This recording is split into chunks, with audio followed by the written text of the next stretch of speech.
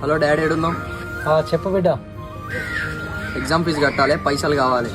పైసలు కూడా లేవు బిడ్డ, ఎవరినైనా అడిగి పంపిస్తాం. చెప్పక నాకు పైసలు కావాలి.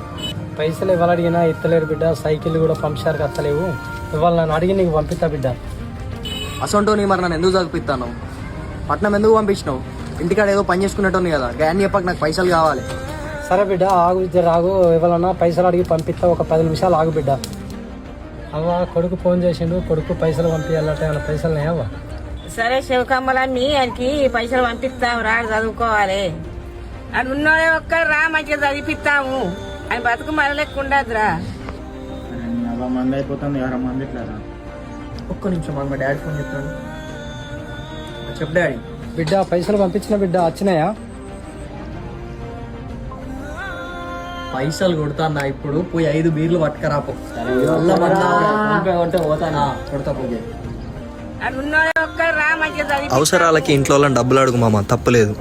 కానీ చదువు అన్న పేరుతో డబ్బులు గుంజకు మామ, ఆ దేవుడు కూడా క్షమించాడు.